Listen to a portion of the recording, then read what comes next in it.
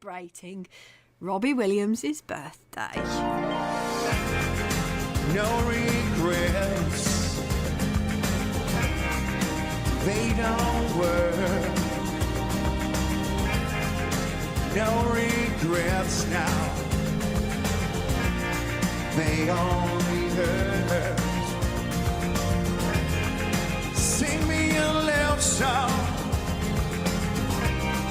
drop me a line. Robbie Williams there with No Regrets. Or was it? Or was it? No, that was actually Dan Budd in the studio with us, Robbie impersonator from SOT. And he's here on Robbie Williams Day on BBC Radio Stoke. Morning, Dan. Good morning, everyone. How are you doing? I'm good, thanks. Do you know what? I know you played the Chatterley Whitfield on Saturday night, before we get going with this, because some of my mates were sending me photos saying there's a Robbie Williams impersonator playing at the Chat, as they call it. And he's Chatters. really... The Chatters. The Chatters. And he's really good, but he looks like you if you lost about 2 stone. What do you think? I take it. You're a good-looking bloke. I take it, yeah. My hair's not as on point as yours, though. You've got more volume going on. I just than me. wake up and it's like that. Yeah, Yeah. after about 2 hours of grooming, yeah.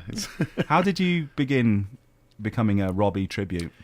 I used to work on cruise lines, and I came back and my dad had a heart attack. So I was like, right, I'm going to stick around for a bit, and started singing, and people just said you sounded like him. So I thought, right, I'm going to, big fan of Rob's anyway. So I thought, yeah, I can give this a bash. And 5 years later, I'm still doing it. So, yeah. Are you all right, Liz? Because she's a massive fan of Rob. I wanted to marry him. And in fact, I can remember, because I grew up in Blackpool, I can remember my mum driving me to Stoke-on-Trent to try and find Robbie's house. We think we found it. We found one with scribble all over it, I heart Robbie and take that forever. And stood there and had a photo taken. So this is a very special moment for me, so to have you here in front of me, because you do... He does look like him, doesn't he? Do you get mistaken for him? A few years ago, I was out running, and it was past the New City General, and a car just did an emergency brake.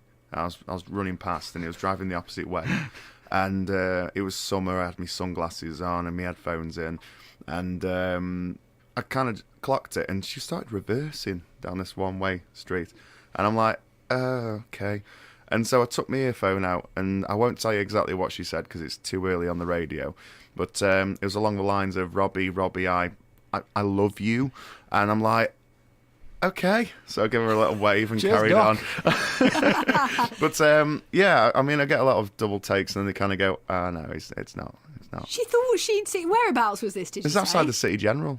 And she thought Stoke. Robbie would probably just be Yeah, just out for a jogging run past. in Stoke shorts. Yeah.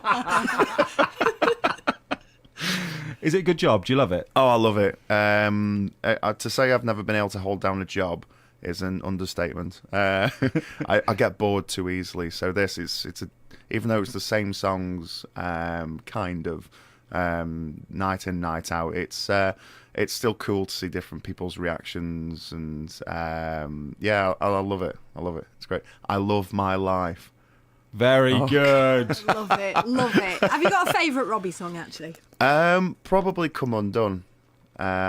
It's a great song, great message. Or No Regrets, because 5 years in, and yeah, it's still going strong, and bigger things happening. Some things happening locally at the end of the year as well, which I'm looking forward to. What's that? Oh, it's just been announced. The Mitchell Arts Centre, I'm bringing a Take That band called Rule the World down to Stoke, and we're going to do a one night only at the end of our theatre tour in Stoke. Tickets go on sale on Friday at Music Mania. Sorry. Noted, duly noted. Good plug. Liz will be down the front, you know. Yeah, I'll be on the front row. I'm sure screaming. we can sort you some tickets out if you wanted some.